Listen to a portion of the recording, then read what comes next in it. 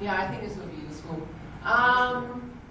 This is, Emmerich will actually be the director and has agreed to be the director of the show, and I think that's very useful. I'll just go on talking, all right, just for a short segment. Left hand better, okay. I used to work for the Health Promotion Board, all right, and one would think that I kind of know everything there is to know about HIV, AIDS, and to use a condom, etc. But just please don't go and repeat what I said. Okay, so there was once, I'm also a windsurfer. I go to Vietnam a lot, I windsurf a lot, and I meet lots of different types of men, all right? And I never really felt or knew that I could be someone who was vulnerable. Actually, I just shared this with you as a surprise story. But I met, I meet people. I met a very tall, strong, handsome guy. And this was a guy who knew that I have an Adam's apple. All right, this was a guy who knew that I may or may not have had a sex change operation. And this was a guy who was willing to sleep with me. And at that time, I was very vulnerable. And I was like, wow, he likes me for who I am, because every day in Singapore for so long, I get people calling me Aqua, Bapo, whatever it is, whether it's in the NS or the streets or everything. And it's a different set of experiences from, say, gay men. Perhaps you walk on the streets, no one will throw those names at you because they can't tell, you don't wear it on your face, even though some do, but then they're not gay. But, okay, so I do that. I mean, I'm open about who I am, and I get, hit a lot. And that made me very vulnerable at that time.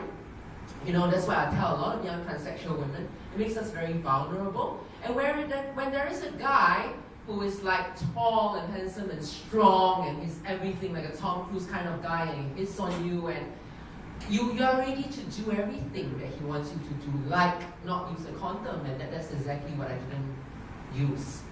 All right? And I think years down the road, I still have that kind of regret. How could I have been so vulnerable? How could I, so educated as I was, not use that, in our relationship? And which made me think, really, that, whether it's man to man or man to woman, you're always in a very vulnerable situation, and you don't always have, your brains with you when you're doing something, especially when emotions are involved. So I think, if I were to go out to talk to anyone, I would really always try to think of that scenario where one could be vulnerable, and it's not as easy as, just you remember to use a condom. Sometimes it's about the ability to negotiate and to feel good about who you are enough to say no to someone who does not want to use a condom. And this brings me to the play that we'll be staging this year. It'll be an adaptation of my book, From Leonard to Leonor, a Singapore Transsexual's Journey to Womanhood. And the title of the play is Aqua Show. All right? When we came up with Aqua Show, and we have a blog, aquashow.wordpress.com, we have lots of young transsexuals and just bombarding me and saying, that's a terrible, terrible title. I mean, how can you use the exact same term that people use against us in your show? But that's precisely my point. I want to do that to provoke discussion. What exactly happens, what are you doing when you go to Thailand, for example, with your kids in tow, and you go in and you see these girls perform and you laugh at them and you treat them like freaks? What exactly is going on in your head at that point in time? And I want people to start thinking about these things, which is precisely why I have created that title. There will be dance performances. I am going to Bangkok. I am going to learn from the girls there. They are actually highly trained by German choreographers. I've learned that. And I'm actually going to incorporate an entertainment aspect, but they also talk about my life, right? The kind of discrimination or stigma that transsexuals do experience.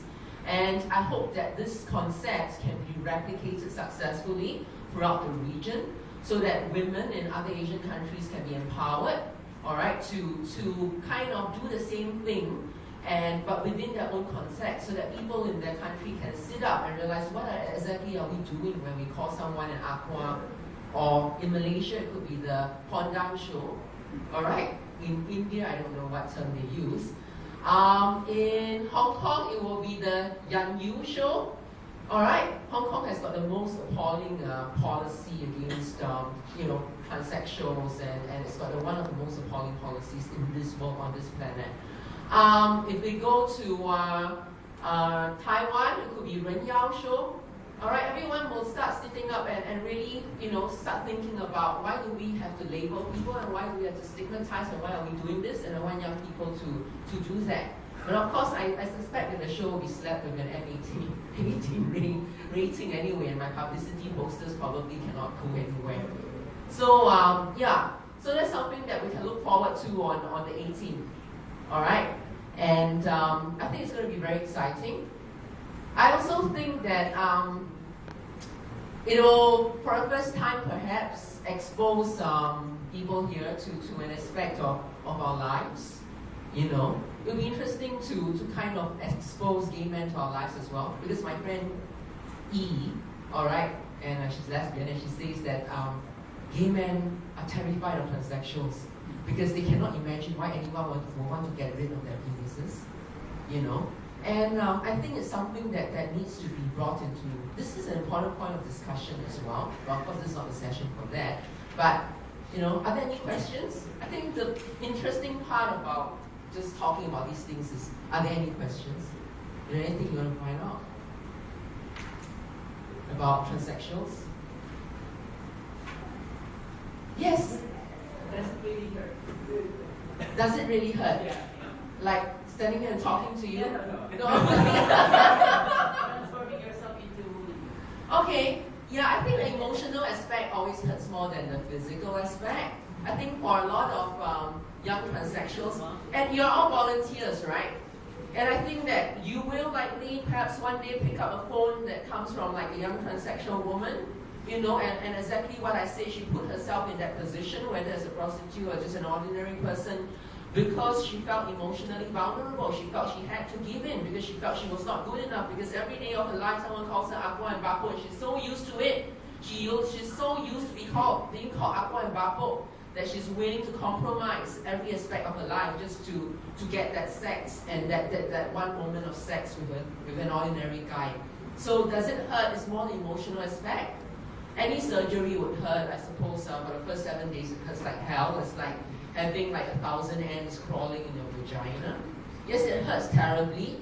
And then the next question would be, do you lose like sexual sensation? No, you don't. Do you really feel if it's, can I ask this? Do you really feel if there is something inside? Or well, your questions are also abstract. I mean, what inside where? What inside? I mean, it got off, right? It got off. How can you feel sensation? Well, simply because, where are you from? Manila. Oh, Manila, okay. Because the Thai doctors are very good.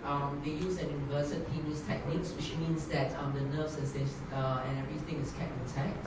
And that's the basic technique that's used for the creation of an artificial vagina. Yeah. The good thing about Manila and Thailand is there are more open. There are more what? Open. They're more open, but they're also more discriminated against. People always say that, Thailand is such an open country. Wrong, because transsexuals are confined to a certain segment of society, which is as showgirls, which makes them always vulnerable. You cannot find them in offices. They don't have legal recognition, so they're in a more downtrodden state than in Singapore. Please do not misconstrue being able to perform in public as being tolerated or accepted. It's not like that at all. Yeah. In Manila as well, they're all seen as showgirls. So unless they're able to break out of it and become, for example, like television broadcasters in Singapore, then it's okay. I think then you can say that is an open society. Yeah. Any questions?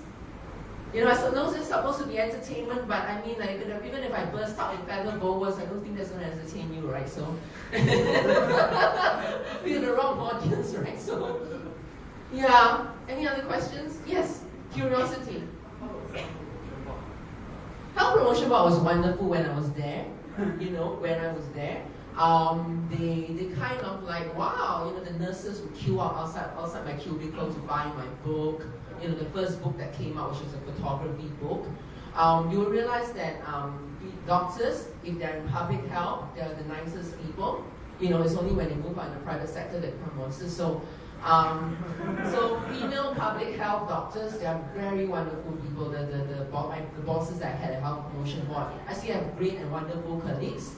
But sometimes when they're in the civil service, they cannot. They have a public front and then a private front, and they can't mix the two. But you know that how HPB also had hires, right, of gay men within certain departments, for example. Yeah. But for me, it's because I've changed, so the change is obvious. So it is frightening for some people. All right. If you're a gay person, like I say, no one can tell unless you spell it out in your head. All right. So yeah, generally the civil service is quite accepting, but I've kind of pushed myself to a place where it is difficult for them to hire me back anymore because I'm already so open and I'm associated with that. That's why I have to start my own business, yeah, to make a living. Anything else? Questions? Anything you want to know? No? All right. Seems that I feel this. Oh, okay. Sorry. Transgender population in Singapore, like 1 out of every born male will want to be go for a sex change perhaps, or identifies as a transsexual. 1 out of every 2,000 born males. 1 out of every 4,000 born females would identify as a transsexual, which means that in Singapore there are at least 1,500 transsexuals, but the number is probably understated, so I would just have a multiply of 3. So it's 1,500 times 4,500 at any one point. All right. Yeah. Yes. It's more about your act in the play. Okay. Rather than just asking about all the questions. Yeah. I think we'd like to know more about the play. Okay. How much time do you put in? Okay. I think the book have always spent a lot of time on that and promoting that and everything. The play, the Aqua Show. I have got a very strong team of lesbians helping me out. It's quite interesting when we did the script reading, right? Then E was saying, "Hey, this is like a lesbian run show, all of us are lesbians." I said, "No, I'm not." Okay, so it'll be put on in August from 6, 7, 8 about 6 of August to 8 of August. And it will be a play in 3 acts, I think. There will be song and dance item. I'm going to go to Thailand to learn from the girls, like I say. And I'm going to be dressed in sequins and do the exact same thing like in an Aqua Show, there will be entertainment. Then there will be talk about my time as a student in Catholic High. Who's from Catholic High here? Nobody, are you? Okay, then from Hwa Chong as well. Who's from Hwa Chong? Nobody also. Hey, how come all these people don't volunteer? Okay, sorry.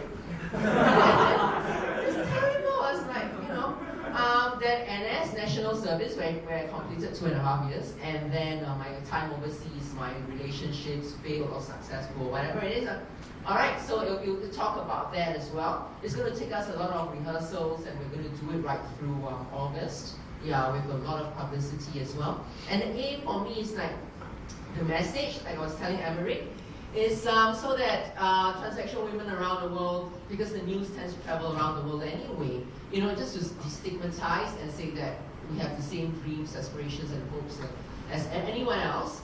And I hope that the model that we do can be replicated in every country. So the funds that I'm going to get from it, I'm funding it privately, but if we have any profits, I'm rechannel that to doing the same thing in every country, like Hong Kong or Malaysia, and support them to do that then. Yeah. Anything else? Yes! You're going to ask your friend, and your friend going to ask me. So what's going to happen here? He's hearing impaired. Oh, okay. Actually, he's interested to know, do you take any lesson to maintain your beauty? My stunning beauty? Your female appearance. Okay, a lot of people think that, okay, look at her, she's probably blah blah blah. Hormones don't do much. Hormones only do things to you when you are 18, when you are in adolescence at 16 to 18. All right, once you're in your 20s and then your 30s, hormones don't do much to you at all because you need hormones at a very young age for you to transition successfully. All right, that's why I'm all for like young transsexuals taking hormones from the age of 16 onwards. So for me, I'm like a postmenopausal woman. My body doesn't produce testosterone, it doesn't produce estrogen. So I have to be on like hormones, like almost like any postmenopausal woman, to just maintain a general state of health.